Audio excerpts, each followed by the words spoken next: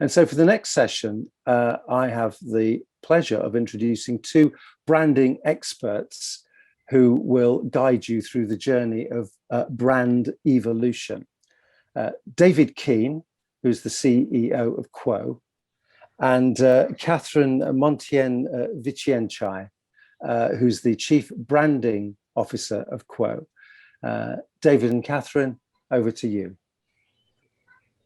Hi, good afternoon, good morning, almost good afternoon from Amsterdam. And Catherine? Hi, good afternoon, everyone from Bangkok. Hi, I'm going to share my screen. We know we have a limited amount of time, so we'll race through a presentation. Whoops, don't want to see my emails. Can you see my screen? Yeah, you can see your screen. Catherine.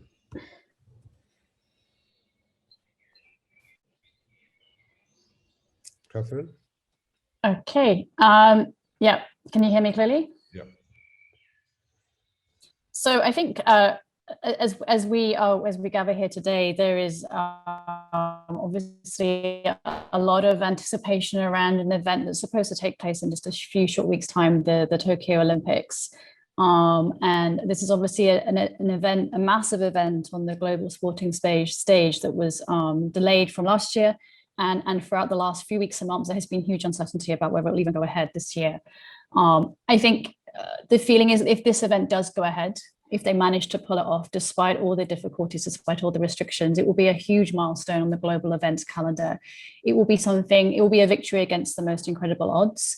And I think it will give all of us an enormous amount of hope in terms of the future, particularly those of us working within the events and conference sector, that maybe finally we are beginning to turn a corner after 18 months of this pandemic.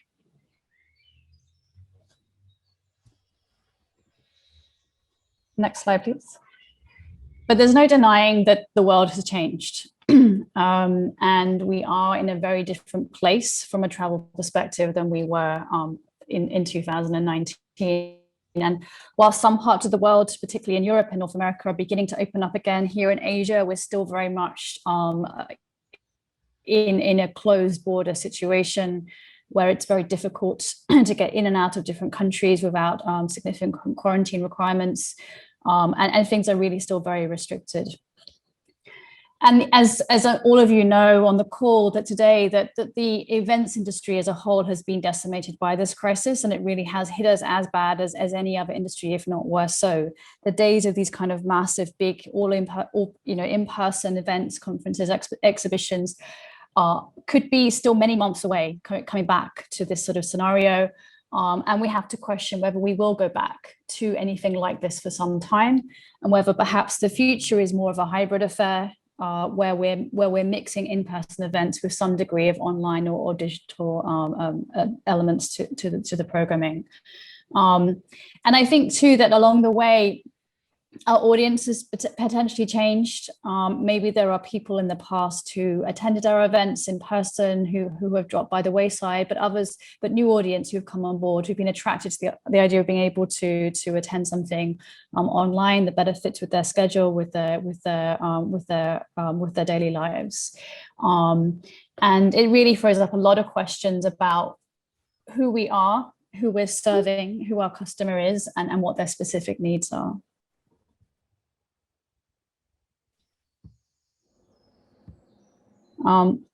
We know that the new normal is here to stay. We know that our customer is changing. We know that, as I mentioned, we may have a different target audience today or in the future than we had pre-pandemic. Their needs are different across the board. Travelers are changing. Their values are different. Their priorities have shifted. They are looking for more meaning and they're looking for greater purpose. They are challenging decisions that maybe they would make without thinking in the past, but now they're really thinking much more closely about. And our brand, as I mentioned, is being experienced in a very different way. So it really starts to make us question, what is our brand still relevant to our changing audience, to the changing world around us? Does it really meet their needs? Does it understand and anticipate our customer today and in the future? And I think that one of the critical findings that we've had as an agency, that we've watched, particularly during the pandemic. And it's been spoken about, and you'll all, as organizers and as event specialists, understand that not only your own organizations, but destinations in and of themselves have significantly had to reevaluate who they are. And I was in a conversation last night where I was being shared information about 3 different destinations of how they had presented themselves. And without mentioning names, the destination that defined its narrative, that formed its purpose, that reimagined itself, and no pun intended on what we're going to talk about with Phuket, but that really reimagined itself, was the ones that that became the most poignant. Another anecdote I wanted to relate, and it's also happened in the last week, is speaking to a minister of communications for a very large country in the Middle East, where the minister was telling me, he said, you know, everything that we have to do is we have to understand our purpose. We have to understand our objectives. We have to get the micro picture before we get into the journey of what it is we want to define. And it is, and in everything that we do, it's all about methodology. It's all about that formation. That being said, we have worked for a long time with Phuket as a destination, and the Hotel Association came to us about a year ago and said, look, we need to, while nobody can come to Phuket, we need to keep Phuket in people's imaginations, and we need to explain to them, share with our millions of people who visit Phuket every year, that the destination is here, the destination is waiting, and the assets of the destination are being harnessed and honed and are equally as magical today as they were pre-pandemic. So we created a concept that talked to as much to freedom as that feeling, that particularly during the pandemic, when everyone was locked in, that they had the opportunity to imagine freedom, to imagine that fresh air, to imagine that pristine water, the sand, the limestone cast, all of those beautiful assets and people that Phuket offered. We gave to them a full campaign where they could share everything on social media. They had all of the opportunity to not just create the campaign, but to drill it down to a granular level. So each of the hotels and all of the different members of that organization were able to share a coordinated concept, sharing that same purpose with their audience. We called that Imagine Phuket. We branded it in following on the original branding of Phuket. And this is the video that was created as a result. Imagine a time when once again you will be free.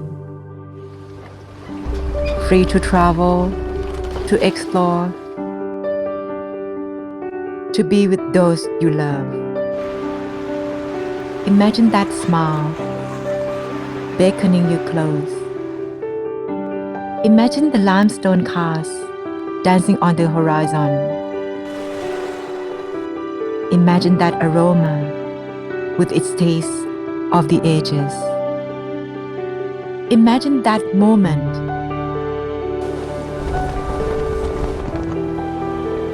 when the Andaman breeze brushes your face. Imagine that freedom. Imagine Phuket.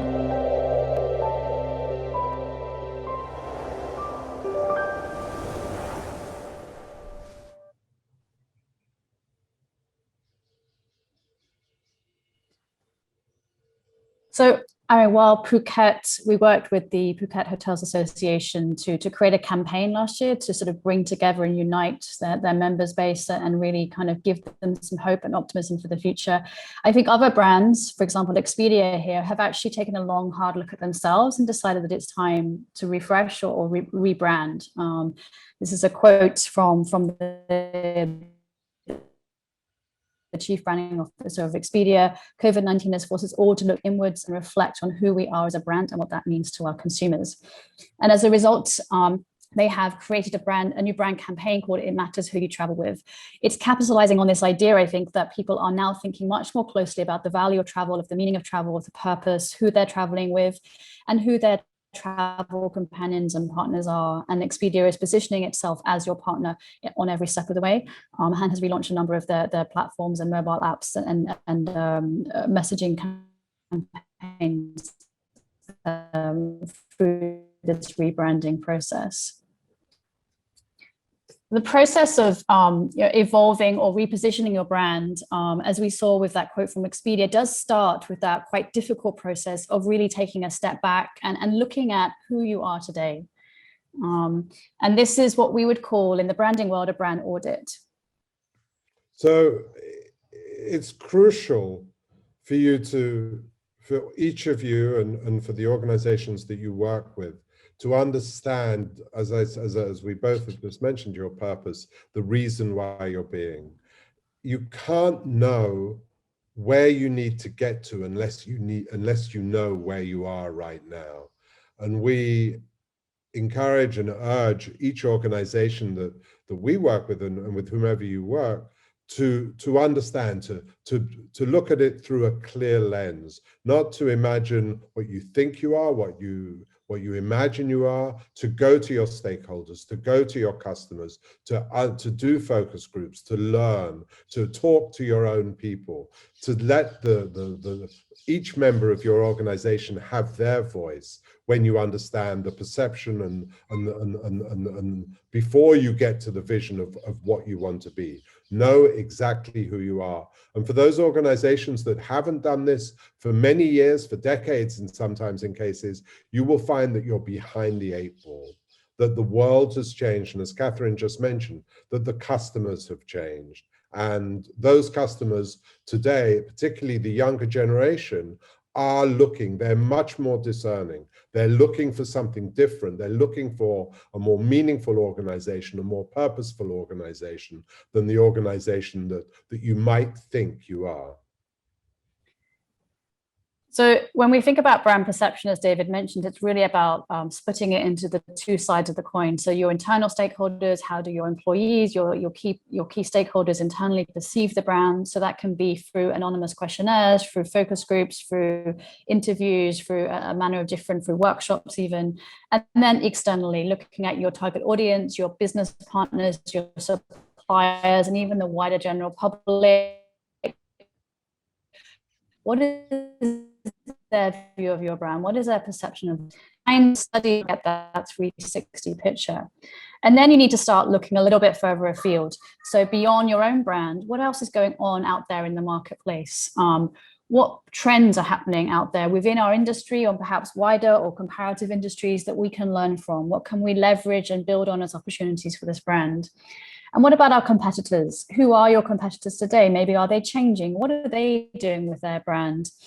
And what other brands out there within our industry or maybe in other different industries or sectors can we be inspired by? Can we learn from? Can we benchmark ourselves against? So it's really, and where can you go as a brand? What opportunities are there? Just recently, we worked as an agency with Lotte Hotel Groups in Korea.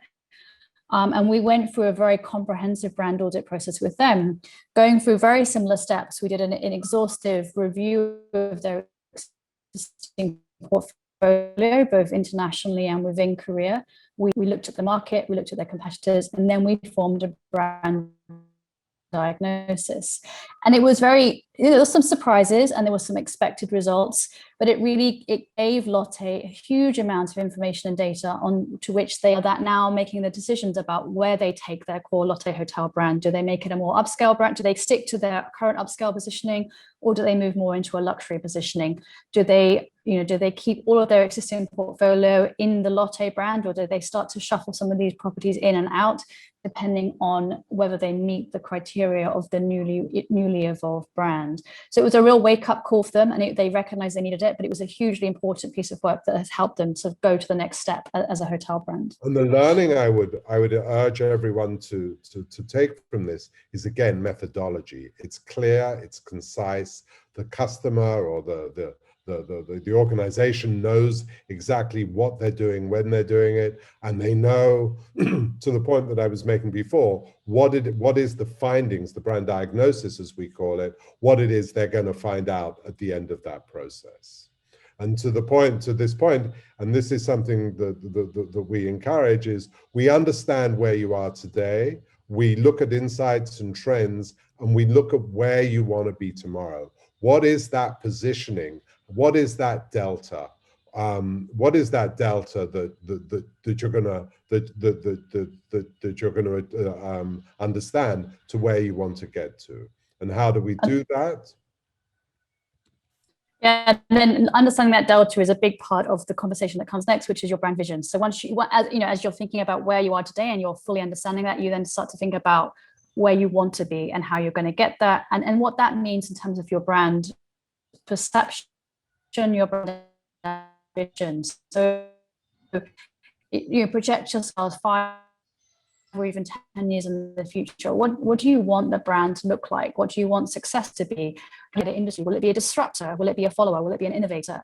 And what are you going to do with your brand to get there? And we call this the brand vision. And accompanying the brand vision is what we call the brand purpose, or the why. If any of you, I'm sure many of you are familiar with Simon Sinek and the famous TED talk he gave about 10, 15 years ago, where he talked very clearly about this idea of having a clear why, a clear purpose, an underlying belief or philosophy to your brand. Simply, why do you get out of bed in the morning? And we feel that very often organizations, and we experience this a lot, lack this clarity of understanding. They can't articulate why they exist.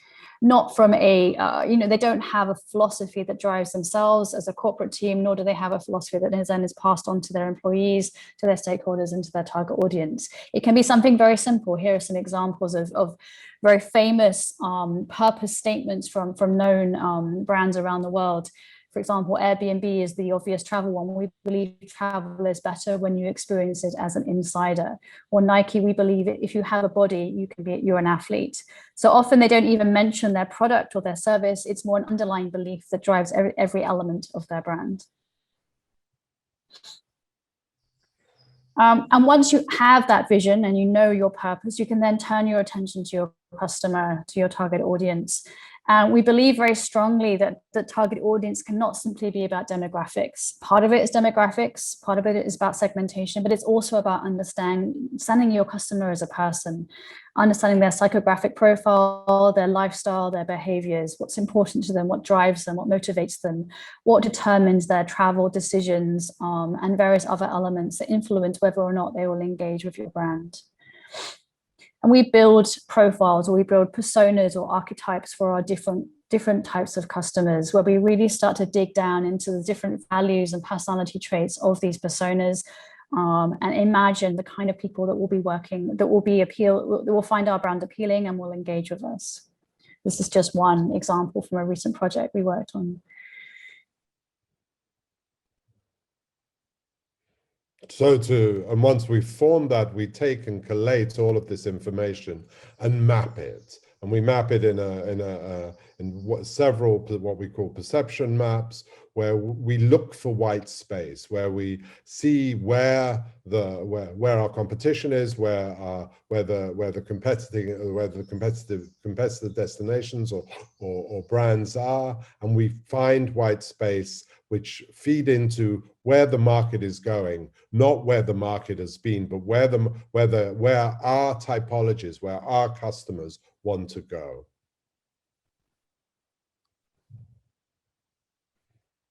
And from there, we form what we call a culture. Everything we believe is, we believe that all organizations have a soul worth uncovering and a soul worth defining. And we translate that into a culture. Everything is driven by culture, and every organization has its own unique culture. And it's those cultures driven by a new purpose, driven by your new customer segments, driven by your new perception, and then formed into a culture, which is going to give you the definition to evolve and to change and to distinguish and distinguish yourselves, your organizations, away from your competition, and to attract. I mean, the markets, the markets have changed. The message that we're giving you today in our last minute is that the market absolutely has changed. The world has changed. If you don't have a brand which is driven by purpose and vision and formed into a defined, comprehensible culture in terms of visual, in terms of tone of voice, in terms of your videos, in terms of the way your staff behave, in terms of the way that they interact, the more democratized they are, the way that they talk to the younger generation. If you do not have that, you will be going behind the 8 ball, and there will be other destinations or other organizations that are moving further ahead of you.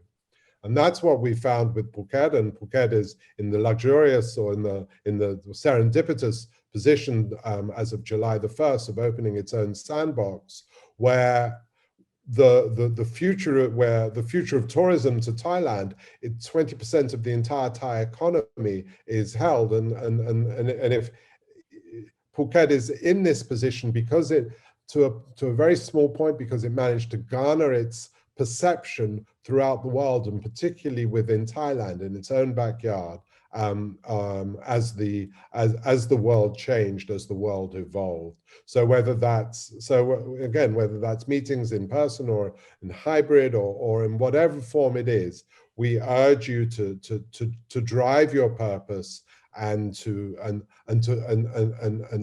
form or to evolve and to understand your brand as you move into the future. That was a enlightening 20-minute explanation of how, of perhaps where you need to be, and we hope it was of immense use to you. And on behalf of Catherine and myself, we'd like to hand you back and to say a very warm thank you, and stay safe, everyone. And again, our enormous thanks for the opportunity to share our thoughts with you. Thank you very much. Thank you, everyone. And David and Catherine, thank you. Yes, indeed. Thank you very much. That was very helpful. In fact, I'm not staying. I'm off to Phuket now.